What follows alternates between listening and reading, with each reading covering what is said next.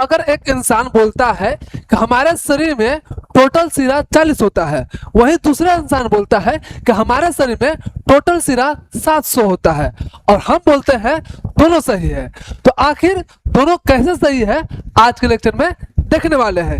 इसके साथ साथ देखेंगे कि आखिर सिरा होता क्या है, सिरा का एग्जैक्ट वेन के बराबर होता है या फिर कुछ डिफरेंस है। इन तमाम प्रश्नों का जवाब जो है आज के लेक्चर में देखने वाले हैं। तो चलिए दोस्तों शुरू करते हैं आयुर्वेद को सीखना देसी भाषा में। आपको बता दें कि आज हम लोग पढ़ रहे हैं चैप्टर 3, वो भी पेपर 2 का, यानी कि पेपर फर्स्ट जो था आपका रचना श्री का, उस सारा लेक्चर कंप्लीट कर दिए हैं और सारा लेक्चर जो है आपको प्लेलिस्ट में मिलेगा, तो आप एक बार जरूर चेकआउट कीजिएगा।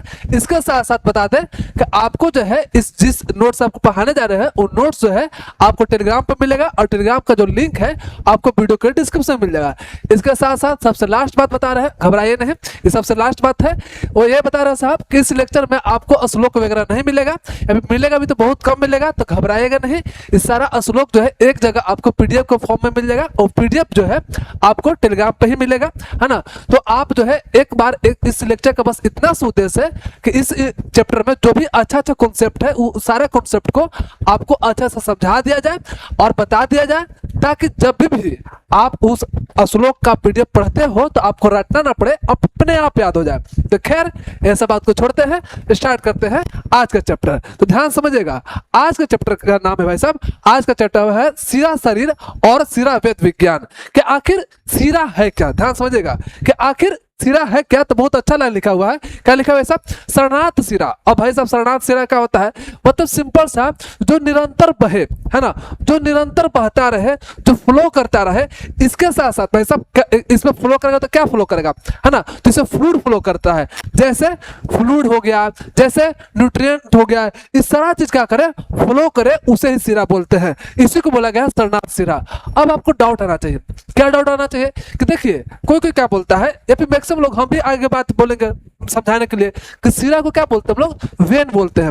जो मॉडर्न में वेन पढ़ते हैं, वेन किसको बोलते हैं, जो डीऑक्सीजनेटेड ब्लड को लेकर जाता है ना, तो उसको वेन बोलते हैं। तो हम लोग क्या करते हैं, सिरा को इक्विवेलेंट करते हैं वेन के। लेकिन देखो यहाँ पे लिखा हुआ क्या है, लिखा हुआ क्या भाई साहब कि ऐसा चीज जिसमें आपका फ्लूइड भी फ्लो करे, है ना, उसमें आपको न्यूट्रिएंट भी फ्लो करे। लेकिन मॉडर्न तो ऐसा बोलता नहीं है, मॉडर्न में तो कहीं नहीं दिखेगा आपको कि वेन आपका न्यूट्रिएंट लेके जाता है, न्यूट्रिएंट्स कौन लेके जाता है, आपका आर्टरी लेके जाता है। लेकिन यहाँ पे वेन फिर क्या लिखा गया भाई साहब, आखिर इसके पीछे रीजन क्या है ना। अगर ये न्यूट्रिएंट लेके जाएगा, ध्यान समझिएगा, अगर यही न्यूट्रिएंट लेके जाएगा तो आपका आर्टरी क्या करेगा। अब आर्टरी को हम लोग आयुर्वेदा में क्या बोलते हैं, इन तमाम चीजों को हम लोग धीरे धीरे समझेंगे, ध्यान समझिएगा।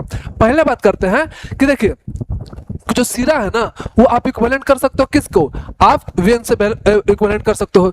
वेन जो काम करता है वही आपका सिरा करता है, लेकिन एग्जैक्ट नहीं, क्योंकि आप यहाँ पे देख पा रहे हो कि न्यूट्रिएंट लेके जा रहा है लेकिन वेन नहीं लेके जा रहा है। अब बात करते हैं आर्टरी किस बोलते हैं, हम लोग जो है आयुर्वेदा में आर्टरी किस बोलते हैं, तो आर्टरी बोलते हैं धमनी को, है ना। जो आर्टरी काम कर रहा था वही काम आपका धमनी करता है। एग्जैक्ट वहां भी नहीं बोलेंगे, एग्जैक्ट वहां भी नहीं बोलेंगे, जैसे जैसे चैप्टर आगे बढ़ेगा आपको सारी चीज समझ में आएगा। बस अभी सिंपल सा समझो, हम इक्विवेलेंट कर सकते हैं, सिमिलर नहीं बोल सकते, एग्जैक्ट सेम नहीं बोल सकते हैं। अब बात करते हैं, दिमाग में आना चाहिए कि अच्छा बताइए मास्टर कि अगर ये आपका लेके जा रहा न्यूट्रिएंट, आपका धमनी भी लेके जाएगा न्यूट्रिएंट, क्या धमनी किसके बराबर है, आपका आर्टरी के बराबर है। तो अगर सिरा भी न्यूट्रिएंट लेके जा रहा है, आपका धमनी भी न्यूट्रिएंट लेके जा रहा है, तो दोनों में डिफरेंस क्या है, दोनों में डिफरेंशिएट कैसे कर पाएंगे। तो सिंपल समझिएगा, आयुर्वेदा का फॉर्म में बताया जाता है कि सिरा जो है, ध्यान समझिएगा, जो सिरा है वो एकदम आराम से शांतिपूर्वक बहते रहता है ना। जिस तरह से आप समझो कि नदी का पानी है ना, एकदम शांत नदी है, तो क्या करता है कि जो नदी का पानी है आराम से धीरे धीरे बहता है। तो जिस तरह से नदी का पानी धीरे धीरे बह रहा है, तो उसी तरह से सिरा में आपका फ्लूइड फ्लो करता है। लेकिन आपका धमनी में ऐसा नहीं है, धमनी में क्या है कि एक तरह का खास फ्लो होता है ना, एक पल्सेशन होता है, जिस तरह से हार्ट बीट करता है तो उसी का आप फील कर पाओगे, है ना। जब आप धमनी को टच करोगे तो क्या होगा कि आपको फील होगा, जिस तरह से हार्ट बीट करता है, कॉन्ट्रैक्शन रिलैक्शन से करता है, उसी तरह से उसमें बीटिंग साउंड होगा, या बोलो तो बीटिंग साउंड तो नहीं होगा, बीटिंग टाइप का फील होगा, इसी को बोलेंगे धमनी। तो सिरा में क्या था, आराम से फ्लो कर रहा था, लेकिन धमनी में क्या है, पल्सेशन फील होगा। तो ये चीज यहाँ पे लिखा हुआ है, देखिएगा ध्यान से कि सिरा का मुख्य गुण क्या है साहब, सरण करना, यानी कि कंटिन्यूअस फ्लूइड फ्लो, है ना। इससे पल्सेशन नहीं होता है, इसमें क्या नहीं होता है साहब, हार्ट बीट के साथ जो आप कॉन्ट्रैक्शन रिलैक्सेशन हो रहा है वो चीज इसमें नहीं होता, सिरा में नहीं होता, जो आपको मास्टर समझा दिया है। लेकिन आप समझिएगा धमनी क्या है कि मुख्य रूप से धमन वर्ड से बना है। और धमन मतलब क्या होता है भाई साहब, पल्सेशन, है ना। इसमें हार्ट के प्रेशर जो होता है ना, उसको आप क्या कर सकते हो, फील कर सकते हो। तो यही चीज बोलते हैं भाई साहब, समझ लीजिएगा कि धमनी और सिरा में क्या डिफरेंस है, कि धमनी भी आपका न्यूट्रिएंट लेके जा सकता है, आपका सिरा भी न्यूट्रिएंट लेके जा सकता है, लेकिन जो धमनी में पल्सेशन होता है और आपका सिरा में पल्सेशन नहीं होता है। अब समझिएगा नेक्स्ट, नेक्स्ट क्या है साहब, नेक्स्ट समझिएगा क्या कि इसका व्युत्पत्ति क्या है ना, या बोलो तो निरुक्ति क्या है। अब निरुक्ति क्या है भाई साहब, तो इसका निरुक्ति लिखा हुआ है कि श्री धातु से बना है। अब बात आता है भाई साहब धातु क्या है ना, दिमाग में बताना चाहिए कि धातु क्या है। तो धातु को बोलते हैं क्रिया। जब आप संस्कृत का लेक्चर, संस्कृत का भी कुछ लेक्चर लिए हैं, तो अगर आप नहीं देखोगे तो देख सकते हो।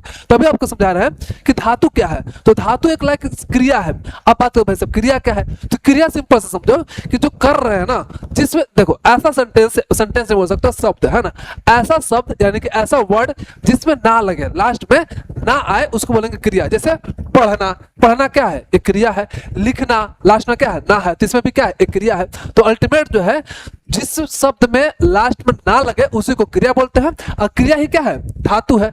और किस धातु से बनता है, तो ये आपका एग्जाम में आ सकता है कि जो सिरा है किस धातु से बना है, मतलब किस क्रिया से बना है। आप समझ रहिएगा ये है श्री धातु से बना है।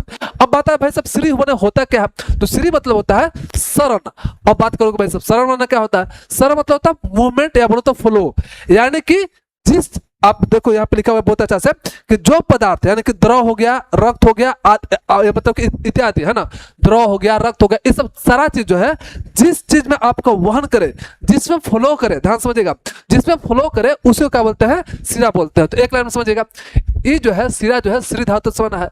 श्री धातु का मतलब होता है वहन करना, यानी कि फ्लो करना, यानी कि सिंपल सा जिस चीज में देख पा रहे हो एक पाइप की तरह स्ट्रक्चर बना रहा है ना, तो जिस चीज में आपको आपका कुछ फ्लूइड्स जो है फ्लो करे उसी को बोलते हैं सिरा। तो आपको बहुत अच्छा समझ में आया। अब बात आता है कि आखिर सिरा की जरूरत ही क्यों पड़ा, है ना। दिमाग बताना चाहिए भाई साहब कि आखिर जो है नेचर जो है हमारा बॉडी में सिरा बनाया ही क्यों, इसका जरूरत क्यों बना। तो समझो सिरा क्या करता है, समझिए एक पाइप लाइक का स्ट्रक्चर है, ध्यान समझिएगा, पाइप लाइक का स्ट्रक्चर है। इसमें क्या हो रहा है कि न्यूट्रिएंट जा रहा है। अब न्यूट्रिएंट जा रहा है, क्या हो रहा है, या मान लो कोई अति आपका टिश्यू है, यहाँ पे क्या है, टिश्यू है। अब क्या होगा कि जो न्यूट्रिएंट लेके जा रहा है, तो इससे क्या हो, रिस जो है ना बाहर आएगा, आपको क्या होगा, टिश्यू को क्या करेगा, न्यूट्रिएंट देगा। तो मान लीजिए कि सिरा होता ही नहीं, है ना, या फिर बोल आर्टरी भी आगे बात करेंगे, धमनी की बात करेंगे। तो मान लीजिए आर्टरी होता है नहीं, वेन होता है नहीं, यानी कि सिरा होता है नहीं, तो आपको जो न्यूट्रिएंट मिलता है टिश्यू को, वो टिश्यू को नहीं मिल पाता है। तो इसीलिए जो है हमको धमनी, यानी कि धमनी नहीं, हम लोग धमनी नेक्स्ट में पढ़ने वाले हैं। अभी तो पार्ट फर्स्ट है, इसके बाद पार्ट सेकंड भी आएगा इसका, है ना। तो हम लोग इसके बाद पढ़ेंगे धमनी। तो सिंपल समझिए कि अगर सिरा होता ही नहीं तो आपको टिश्यू को जो न्यूट्रिएंट मिल रहा है वो न्यूट्रिएंट मिलता ही नहीं, इसीलिए जो है हमको सिरा की जरूरत था। तो अब देखिएगा नेक्स्ट क्या साहब, तो नेक्स्ट समझिएगा कि क्या है। तो देखिएगा नेक्स्ट बता रहा है कि शास्त्रीय परिभाषा, यानी कि परिभाषा क्या क्या दिया गया है उसके बारे में बात करते हैं। तो ध्यान समझिएगा, यहाँ पे बोला है कि देखिए, यहाँ लिखा सिरा नाम तू रुधिरा वाहिनी, मतलब कि खून यानी कि रक्त को ले जाने वाला वाहिका यानी कि नसों को सिरा बोलते हैं। वही बात बता रहा है कि जिसमें आपका रक्त जा रहा है, जिसमें आपका न्यूट्रिएंट जा रहा है, जिसमें आपका फ्लूइड्स जा रहा है, वो फ्लूइड्स जिसमें जा रहा है उस पाइप को क्या बोल रहे हैं, सिरा बोल रहे हैं। सबको बोलने का तरीका अलग अलग है, बात वही है ना। अब यहाँ पे देखिए बहुत अच्छा लाइन लिखा हुआ, देखिए लाइन को समझाने की कोशिश करते हैं। देखिए लिखा है शरीर की वे नलिकाएं यानी कि ट्यूब, देखो सिरा के बारे में बात कर रहे हैं ना, देखो एक एक लाइन समझते हैं। पहले यहाँ पे लिखा है कि शरीर के वे नलिका यानी कि ट्यूब जो धातुओं को पोषण करे। अब धातु मतलब कि टिश्यू, एग्जांपल दिया था ना कि पाइप है ना, तो पाइप जिसमें क्या जा रहा था, न्यूट्रिएंट जा रहा था, और न्यूट्रिएंट से क्या आपका पाइप से क्या रिस के बाहर निकल रहा था, है ना। अब बाहर निकल के आपको टिश्यू को न्यूट्रिएंट दे रहा है। तो यही बता रहा है कि धातु को क्या कर रहा है, पोषण दे रहा है। तो यहाँ तक तो समझ में आ रहा है। इसके बाद देखिए, इसके बाद लिखा है रक्त का वहन करता है। ये भी बात सही है कि रक्त का वहन करेगा, मतलब कि उसको क्या करेगा, ट्रांसपोर्ट करेगा। इसके साथ बोल रहा है तो और हृदय और नाभि की ओर प्रवाह करता है। अब ये मेन हमको लाइन समझाना है कि इन लिख रहा है क्या कि जो सिरा होता है हृदय की तरफ और नाभि की तरफ क्या होता है, जाता है। अब कैसे जाता है समझिएगा, आपको समझाते हैं, ध्यान समझिएगा।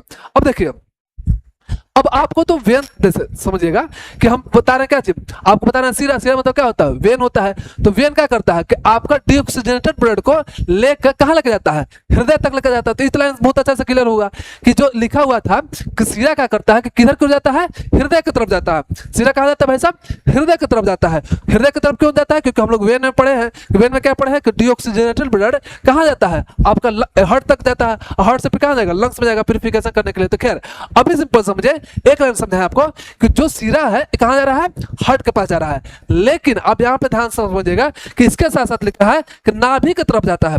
अब इसका समझ में कैसे आएगा सब, नाभि की तरफ कैसे जाता है, तो जब आप एम्ब्रियो स्टेज में थे, ध्यान समझिएगा, जब एम्ब्रियो स्टेज में थे, जब आप माँ के गर्भ में थे, तो उस वक्त क्या था कि न्यूट्रिशन कहाँ मिल रहा था, कहाँ से मिल रहा था, आपको माँ से मिल रहा था। तो माँ से मिल रहा था तो कोई पाइप तो होना चाहिए, आपके पास ना मुंह था ना नाक था, कुछ भी नहीं था साहब, तो कैसे लीजिएगा, है ना। तो एक पाइप आता है, जिस पाइप का नाम होता है भाई साहब का एम्बिलिकल कॉर्ड, है ना। एम्बिलिकल कॉर्ड में कौन होता है, एम्बिलिकल वेन होता है। देखिए हम लोग अभी तक आगे पढ़ेंगे भी, है ना, तो अभी सिंपल समझे, जो एम्बिलिकल वेन है ना, वो एम्बिलिकल वेन कहाँ जा रहा है, आपका नाभि की तरफ जा रहा है। तो वेन को ही क्या बोलते हैं, आपका सिरा बोलते हैं। तो दो कॉन्सेप्ट समझा है। पहला कॉन्सेप्ट क्या कि ये जो है आपका हृदय तक जाता है, कैसे हृदय तक जाता है समझा दिए। इसके साथ साथ नाभि की ओर भी जाता है, क्यों, क्योंकि जब आप एम्ब्रियो स्टेज में थे तो क्या कर रहा था कि जो आपका जो न्यूट्रिशन था, जो मदर से न्यूट्रिशन आपका एम्ब्रियो में मिल रहा था, कैसे जा रहा था, एम्बिलिकल वेन के थ्रू जा रहा था। वेन कहाँ जा रहा है, आपका नाभि की तरफ भी और आपके हृदय की तरफ भी। अब इसी चीज को मॉडर्न में समझते हैं। मॉडर्न में क्या बताता है कि जो आपका सीरा है उसी को बोलते हैं आपको वेन बोलते हैं। और वेन किसको बोलते हैं, जो डीऑक्सीजनेटेड ब्लड को कैरी करे। इसके साथ साथ इसके पहले भी हम लोग एक डिफरेंस पढ़ते हैं क्या कि क्या करता है, जो डीऑक्सीजनेटेड ब्लड को कैरी करे उसको क्या बोलते हैं, वेन बोलते हैं। लेकिन इसका एक्सेप्शन आता है, क्या एक्सेप्शन आता है भाई, कि इसमें आता है पुल्मोनरी वेन। पुल्मोनरी वेन क्या होता है, ऑक्सीजनेटेड ब्लड को कैरी करता है ना। इसलिए सबसे बेहतरीन क्या डिफरेंशन है कि जो समझेगा, जो चीज आपको हार्ट की तरफ लेके जाए, जो चीज आपको हार्ट की तरफ लेके जाए उसको वेन बोलेंगे, और जो चीज हार्ट से दूर लेके जाए उसको बोलेंगे आर्टरी। ये ज्यादा अप्रोप्रिएट बोलो तो डिफिनेशन है। लेकिन अगर कोई बोलता है कि ऑक्सीजनेटेड ब्लड लेके जाता है तो इसका एक्सेप्शन आता है दो जगह, एक अम्बिलिकल वेन की तरफ जो कि आपका ऑक्सीजनेटेड ब्लड लेके जा रहा था, और एक पुल्मोनरी वेन जो भी ऑक्सीजनेटेड ब्लड लेके जा रहा है। तो ये सब चीज लिखा हुआ है कि देखिए बोडान को कोरिलेशन कर सकते हैं वेन से, है ना, जो कि डीऑक्सीजनेटेड ब्लड लेके जाता है आपका, समझिएगा, वेन जो होता है डीऑक्सीजनेटेड ब्लड लेके जाता है। लेकिन इसका एक्सेप्शन क्या है, आपका पुल्मोनरी वेन, और इसके साथ साथ अम्बिलिकल वेन जो कि आपका ऑक्सीजनेटेड ब्लड लेके जाता है। तो आपको इतना खैर पता होगा, आप 11th में पढ़े ही होंगे सर्कुलेटरी सिस्टम, तो पता होगा। तो बस आपको रिलेट कर रहे हैं ताकि आपको याद हो जाए और आपको थोड़ा सा समझने में अच्छा लगे और अच्छा समझ में आया। अब देखिएगा हम लोग समझेंगे सिराओं का स्वरूप, है ना, यानी कि स्ट्रक्चर देखेंगे कि कैसा होता है और इसका काम क्या होता है। ध्यान समझिएगा, यहाँ पे लिखा हुआ क्या, ध्यान समझिए कि सिरा जो है ना, जो आपका सिरा है वो संकुचन करती है, मतलब कि कॉन्ट्रैक्शन करता है। देखो हम समझा रहे हैं कि क्या होता है कि आखिर न्यूट्रिशन जो है आपका धातु को कैसे मिलता है, अभी हम समझाए ना कि देखिए समझिएगा, ये क्या कर रहा है कि पाइप है ना, और पाइप क्या है कि कॉन्ट्रैक्शन रिलैक्सेशन कर रहा है। थोड़ा बहुत समझिएगा कि क्या बोल रहा है कि जो सिरा जो होता है संकुचन मतलब कॉन्ट्रैक्शन करती है और प्रसारण मतलब डायलेशन करती है, जिसकी वजह से क्या होता है कि शरीर में उपस्नेह मतलब कि लुब्रिकेशन और नरिशमेंट मिलता है। इसको समझाते हैं, देखिएगा ध्यान से। ये क्या बोल रहा है कि एक पाइप है ना, अब पाइप समझे ऐसा है कि क्या कर रहा है कि कॉन्ट्रैक्शन रिलैक्सेशन कर रहा है। इसमें क्या है कि माइक्रोस्पोरिक समझो कि एक पोर है, बहुत छोटा छोटा पोर है, और यहाँ पर समझिए कि टिश्यू कुछ है ना, टिश्यू है या फिर और कुछ सेल वगैरह भी होगा। तो ये क्या कर रहा है कि माइक्रोस्पोर से जो है समझो कि माइक्रोस्कोपिक पोर है ना, तो माइक्रोस्कोपिक पोर से क्या है क्या है कि बाहर आ रहा है, क्या आपका आ रहा है उपस्नेह मतलब कि मतलब लुब्रिकेट कर रहा है। इसके साथ साथ नरिशमेंट भी मिल रहा है। तो ये चीज को लिखा हुआ है, क्या लिखा हुआ है सब कि जो रस धातु का, समझिएगा, जो रस धातु का स्निग्ध भाग है जिसमें आपको न्यूट्रिएंट प्रेजेंट रहता है और जो मॉइस्चर प्रेजेंट रहता है, वही जो है आपका माइक्रोस्कोपिक जो छिद्र है, माइक्रोस्कोपिक जो पोर है, उसी से रिस के आपको धातु को मिलता है और उसको न्यूट्रिएंट देता है। जो आपको समझा चुके हैं, तो ये चीज यहाँ पे लिखा हुआ है जो दोबारा आपको समझाया है। अब इसी चीज को देखिएगा, सिरा को देखिए एग्जाम में लिखने के लिए आता है, तो ध्यान समझिएगा, जो अभी नेक्स्ट बता रहे हैं आप ध्यान समझिएगा। इसी चीज को आपको आचार्य सुश्रुत जी ने उपमा दिया, और उपमा क्या होता है कि एक तरह से एनालॉजी देते हैं, बोलते हैं ना, है अगर मान लो कोई इंसान है और बहुत बलवान है ना, बहादुर है, तुम लोग क्या बोलते हैं, ये एकदम शेर की तरह है, तब क्या किए, शेर का उपमा दिए, है ना। यहाँ पे क्या दिया, शेर का उपमा दिए, यानी कि कंपेरिजन किए, उसी तरह से आपके आचार्य सुश्रुत जी ने दो उपमा दिया, मतलब कि दो तरह का कंपेरिजन किया। किस किस से? तो एक दिया आपका उपवन की सिंचाई करने वाला जल हरिया का। अब भाई साहब होता क्या है कि देखिएगा, जिस तरह से आप देख पा रहे हो क्या है, खेत की तरह है ना, एक फील्ड है जहां पे क्या कर रहा है कि पानी जा रहा है ना। अब हर एक जगह पानी एक एक जगह जा रहा है। तो उसी तरह से क्या हो रहा है कि मान लो एक टिश्यू है जहां पे आपको पौधा दिखाई दे रहा है, इस समझे कि टिश्यू है, ऐसे नाली से जा रहा है, मतलब समझे कि पाइप से क्या जा रहा है, पानी जा रहा है। तो पानी को क्या समझो कि जो नाली है ना, या बोलो तो जो पाइप है, पाइप को क्या समझो आप सिरा समझो, है ना। आप जो पानी जो सॉरी पाइप में जो पानी जा रहा है उसको क्या समझो कि सिरा के अंदर जो फ्लूइड फ्लो कर रहा है वो चीज समझो। तो जिस तरह से पानी जो है हर एक प्लांट के पास जा जाके उसको न्यूट्रिशन दे रहा है, उसी तरह से जो वेन होता है हर एक टिश्यू के पास जाता है और उसमें से जो रिसर्च के बाहर जाता है और आपको पोषण मिलता है। तो ये देखिए, पहले आपको किससे उपमा की है, मतलब किसका कंपेरिजन किया, तो याद रखेगा कि किया तो भाई सब किससे, जल हरिणी से। और दूसरा किए वृक्ष के पत्तियों से। देखिएगा जिस तरह से वृक्ष के पत्ते आपको देख पा रहे होगे, है ना। अब देखिएगा ध्यान से, आपको थोड़ा सा पेन से दिखा देते हैं, है ना। तो जिस तरह से देखिए ये एक तरह का क्या पत्ता है, तो पत्ता में जो आपको दिख रहा है ना ऐसे से, तो वो जिस तरह से ऐसा फैला हुआ है ना, उसी तरह से हमारा पूरा शरीर में जो है ना वेन फैला हुआ है, उसी तरह से हमारे शरीर में पूरा जो है सिरा जो है फैला हुआ है। तो ये चीज लिखा हुआ है कि हमारे शरीर में मुख्य सिराओं के अत्यंत सूक्ष्म, मतलब कि माइक्रोस्कोपिक सिरा जो है निकल कर त्वचा में, मतलब कि स्किन में, मांसपेशियों में, मतलब मसल्स में और अंगों के एक घना जाल बनाता है।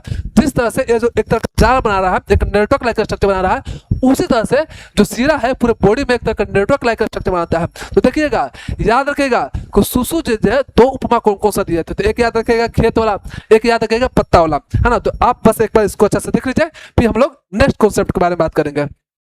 अब तक जो है आपको थोड़ा बहुत सिरा के बारे में पता होगा, या भी पता चल गया होगा।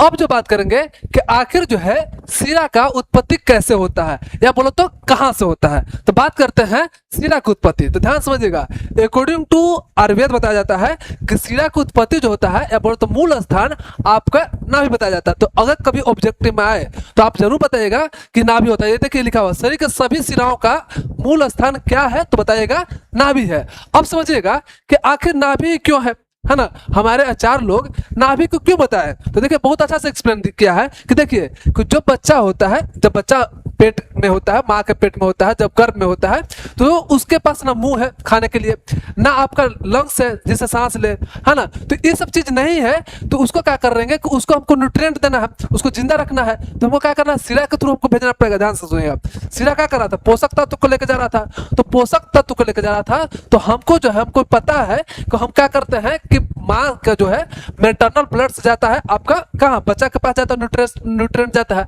और किसके थ्रू जाता है, अम्बिलिकल वेन के थ्रू जाता है।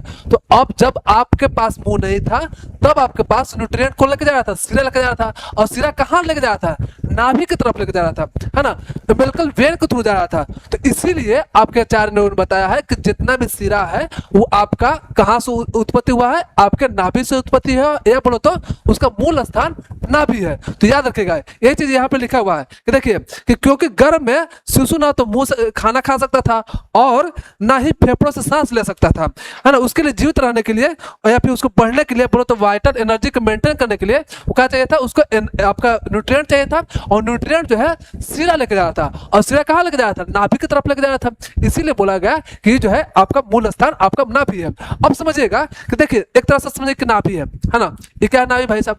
और नाभि से क्या है कि देखिए नाभि को समझ लिए सेंटर है ना। और यहाँ से क्या है, कुछ सिरा ऊपर जा रहा है ना, कुछ सिरा बगल इधर इधर जा रहा है, लेटरल साइड जा रहा है, कुछ समझो कि आप हॉरिजॉन्टल साइड जा रहा है, और कुछ सिरा जो है नीचे जा रहा है।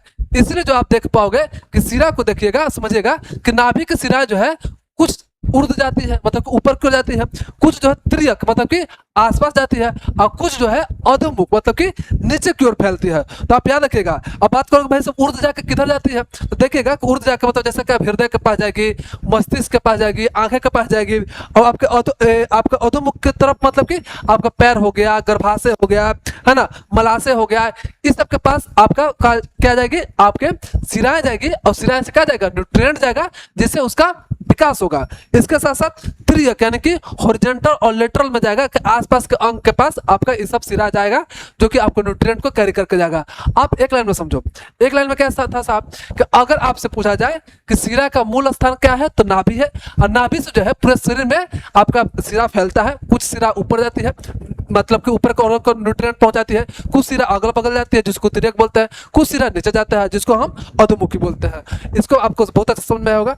अब देखेंगे हम लोग नेक्स्ट क्या साहब, नेक्स्ट समझा रहा है कि इसको मॉडर्न क्या बताता है।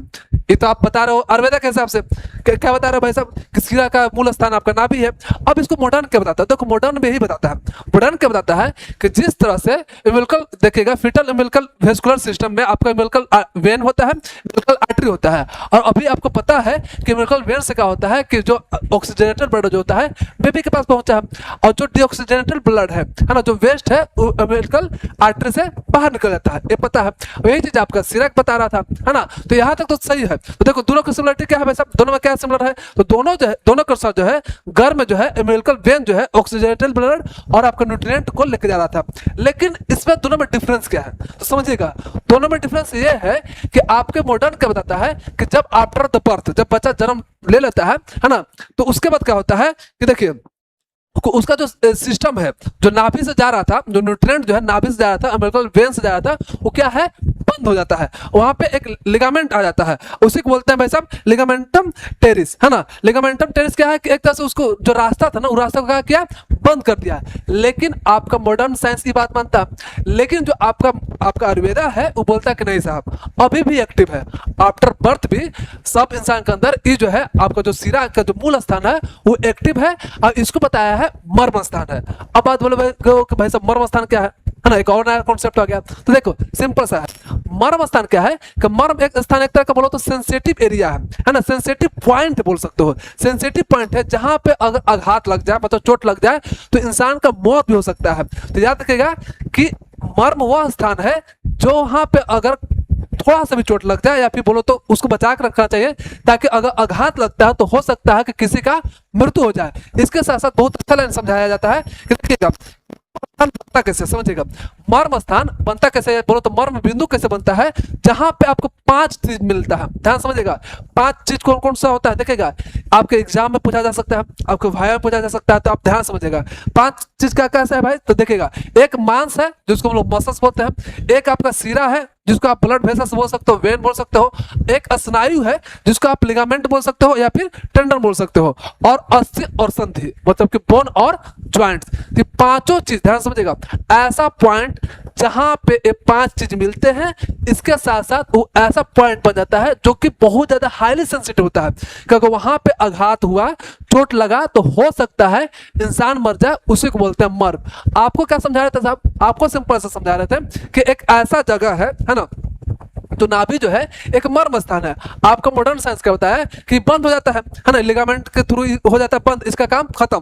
लेकिन आपका आयुर्वेद बताता है कि नहीं अभी भी जो है सूक्ष्म तरीका से माइक्रोस्कोपिक लेवल पर अभी भी काम कर रहा है। अभी जो है आपका मर्म स्थान है जहां पे 5 चीजें मिलती है, और यहाँ पे आघात लग गया, चोट लग गया, तो हो सकता है इंसान का मौत हो जाए। तो आपको बहुत अच्छा समझ में आया होगा। अब यहाँ पे देखिए लास्ट लाइन लिखा हुआ है कि नाभि जो है ना, नाभि को तुलना पहिए के केंद्र की तरह किया। देखिए ये जिस तरह होता है ऐसा चक्का है, इसके साथ साथ सिराएं जो है ना, इसका स्पोक्स, जैसे आप साइकिल देखोगे तो साइकिल में क्या होता है, स्पोक होता है, उसी तरह से यह स्पोक है। तो एक बस स्ट्रक्चर बताने का तरीका है जो आपको समझ में आया होगा। अब समझिएगा हम लोग बात करेंगे इसका संख्या की बात करेंगे, है ना, किसका संख्या कितना होता है। तो देखिए इसके बारे में आपके 4 सूसूजी बताए, समझिएगा जो संख्या है आपको कौन बताया है, 4 सूसूजी बताए हैं, और वो बताए हैं कि जो हमारे शरीर में है ना, जो हमारे शरीर में दोष होते हैं। अब देखिए अकॉर्डिंग देखो मेनली जो होता है आयुर्वेदा में दोष कितना होता है, 3 होता है, वात होता है, पित्त होता है और कफ होता है। लेकिन सुसुजीव क्या बोलते हैं, एक किसको ऐड करते हैं, आपके रक्त को भी ऐड करते हैं, है ना, एक रक्त को भी ऐड करते हैं, जो कि एक्सेप्शन है, जो कि बहुत सारे लोग आचार्य मानते नहीं है। अभी आपको याद करके समझा रहे हैं कि देखिए सीरा टोटल कितना होता है उसको समझाने के लिए बता रहे हैं कि जितना आपका दोष होता है ना उसी के अकॉर्डिंग आप सीरा याद रखिएगा। कैसे साहब, देखिए वात के लिए वातवा सीरा, है ना, जो वात को अति करे, वहन करे, फॉलो करे, यानी कि ट्रांसपोर्ट करे। और पित्त के लिए पित्तवा सिरा, कफ के लिए कफवा सिरा और रक्त के लिए रक्तवा सिरा।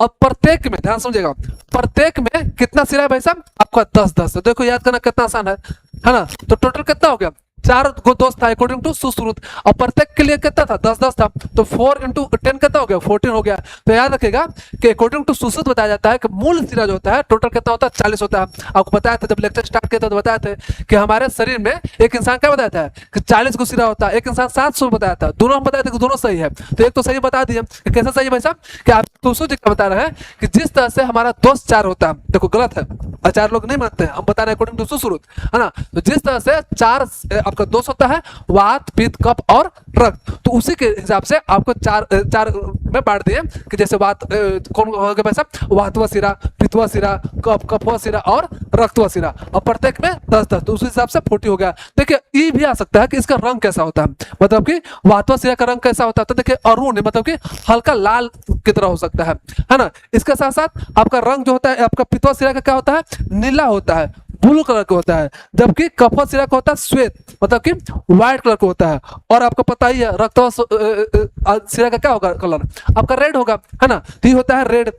इसके साथ साथ समझिए इसका गुण क्या विशेषता है, तो समझिए वातवा सिरा क्या करेगा, वायु को वहन करेगा, वायु को ट्रांसपोर्ट करेगा। ये क्या करेगा, जो पित्त को वहन करेगा, इसलिए यहाँ पे लिखा हुआ हॉट, है ना, क्या अग्नि से रिलेट कर सकते हैं इसको। अब शीतल होता है क्यों, क्योंकि ये आपको कफ को करता है, कफ को वहन करता है।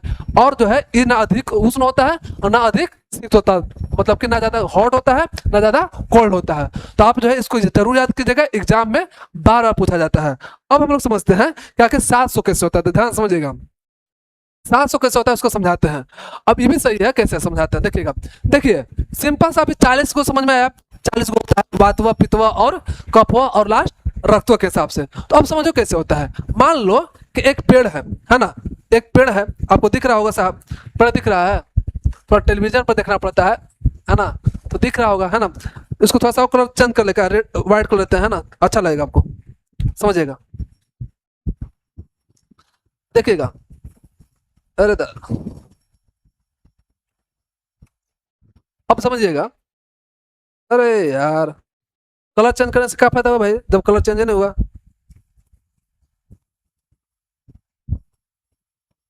हाँ अब अच्छा लग रहा है माफ कीजिएगा, थोड़ा सा आपको लेट कर दिया, ध्यान से समझिएगा।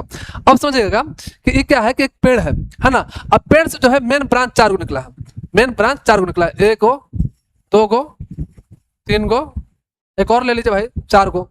ऐसा समझ लीजिए कि जो है 4 ब्रांच निकला है आपका पेड़ से, 4 गो ब्रांच निकला है ना। तो एक ई हो गया, एक ई हो गया, ये 1 हो गया, ये 2 हो गया, ये आपका 3 हो गया। भाई साहब ज्यादा हो गया क्या भाई साहब, ये 1 हो गया, 2 हो गया, ये आपका 3 हो गया, ये 4 हो गया, 13 रहने दीजिए। अब समझिएगा 4 को हो गया ब्रांच। अब क्या हुआ कि चारों में जो है 10-10 के हिसाब से था, है ना, वातवा पित्तवा कफवा और रक्तवा। अब क्या हुआ कि प्रत्येक में ध्यान समझिएगा कि जो है हर एक में क्या होगा कि 175 हो गया। ये जो आगे जाके जो है ना 175 में क्या है अति हो गया, डिवाइड हो गया, ये भी 175 में डिवाइड हो गया। जो 10 गो था, ध्यान समझिएगा, जो 10 गो था ना वो 10 जो है 175 में अति हो गया, डिवाइड हो गया। इसमें भी 10 गो जो था इसमें भी 175 हो गया, ये भी 175 हो गया। तो अगर चारों को जोड़ोगे 175 × 4 करोगे तो टोटल कितना आएगा 700 आएगा, है ना। तो अगर 175 × 4 करोगे तो कितना आएगा भाई साहब आपका 700 आएगा। इसीलिए बताया था कि जो 700 बताया गया वो भी सही है और जो 40 बताया गया वो भी सही है। फिर से आपको बताते हैं, जो मेन जो था वो 40 था, है ना। और मान लो कि 1 में 40, वातवा स्रोतस, वातवा स्रोतस बता रहा, वातवा सिरा जो है, स्रोतस भी है, स्रोतस आगे पढ़ने वाले हैं, है ना। वातवा जो सिरा है मान लीजिए 40 है, और 40 जो है ना वो किस में कन्वर्ट हो गया 175 में, 175 हो गया। उसी तरह से इसमें जो 40 था वो किस में कन्वर्ट हो गया 175 में, और सारा को 175 में हुआ। तो 175 × 4 करोगे तो कितना आएगा 700 आएगा। तो ये इसको याद रखेगा, है ना, कि 700 आया कैसे। अब समझिएगा क्या कि देखिए यहाँ पे ही बताया गया है कि मूल सिरा था 40, है ना, वातवा शाखा में कितना हो गया 175। यही जो 40 जो 10 था यहाँ से आ रहा था वातवा स्रोतस, है ना, वातवा स्रोतस भी बोल दिया भाई, है ना। वातवा सिरा जो वातवा सिरा जो आ रहा था वो कितना डिवाइड हो गया 175 में। तो देखो अल्टीमेट क्या कर देखो साहब, आखिर डिवाइड क्यों हो रहा है? क्योंकि हमको बहुत छोटा छोटा जगह पर जाना है, आपको टिश्यू तक लेके जाना है ना। टिश्यू बहुत माइक्रोस्कोपिक होता है, अब टिश्यू तक पहुंचने के लिए आपको माइक्रोस्कोपिक लेवल पर जाना पड़ेगा। इसीलिए जो है एक छोटा सा, देख मान लीजिए बड़ा पाइप है, तो बड़ा पाइप से क्या किए, कुछ छोटा पाइप बना दिए ऐसे ऐसे, अब इसमें भी छोटा पाइप निकाल दिए, अब इसमें भी छोटा पाइप कर दिया। तो इसी तरह से हुआ है, इसी तरह से हुआ है कि आपको एक माइक्रोस्कोपिक लेवल पर भी जा सके। तो आप याद रखिएगा बस 175। तो पित्वा शाखा में कितना होता है 175, कफवा शाखा में कितना होता है 175, और रक्तवा शाखा में 175। अब आपको एग्जांपल से समझाते हैं कि आपके शरीर में, ध्यान समझिएगा, आपको लास्ट है, घबराई नहीं, लास्ट है, इसके बाद खत्म हो जाएगा लेक्चर, तो समझिएगा। आपको समझा रहे हैं साहब कि आपके शरीर में कि आखिर कैसे जो है 175 आपका डिस्ट्रीब्यूट है। तो हम एक एग्जांपल लेते हैं वातवा सिरा का, है ना। तो वातवा सिरा का एग्जांपल लेकर समझाते हैं। तो समझिए, पहले बात करते हैं ब्रांच का। जैसे आपको पता है 2 लिम्ब होता है, एक फोर लिम्ब होता है, एक हैंड लिम्ब होता है। फोर लिम्ब में 2 हाथ आता है और हैंड लिम्ब में 2 पैर आता है। तो टोटल लिम्ब कितना हो गया, आप 4 बता सकते हो, है ना। तो 4 शाखा है। अब प्रत्येक शाखा में समझिएगा क्या लिखा हुआ है कि प्रत्येक हाथ पैर में जो मिला के 25-25 सिरा है, मतलब कि 25 इसमें है, 25 इसमें है। उसी तरह से आपका पैर में भी 25 है, लेफ्ट पैर में भी और राइट पैर में भी 25 है। तो उस हिसाब से करोगे तो 25 × 4 करना पड़ेगा, क्योंकि 4 शाखा है। तो उस हिसाब से कितना हो गया, 100 सिरा हो गया। तो अल्टीमेट जो है 175 में आपका 100 सिरा जो है, हम किसका बात कर रहे हैं, वातवा सिरा की बात कर रहे हैं, है ना। तो वातवा सिरा की बात करें तो बता रहे हैं कि जो 100 आपका जो था 175 में 100 सिरा जो है आपका किस में है, आपका ब्रांच में, चारों ब्रांच में। इसके साथ साथ जो कोस्ट है ना, ट्रंक में, जिसमें चेस्ट आएगा, एब्डोमेन आएगा, है ना, आपका बैक आएगा, ये सब आएगा, इसमें टोटल मिला के 34 सिरा है। इसमें कितना मिला के भाई है, 34 सिरा है। और आपका यहाँ से लेके मतलब गर्दन और गर्दन से ऊपर, यानी कि आपका हेड और नेक में मिला के आपको 41 है।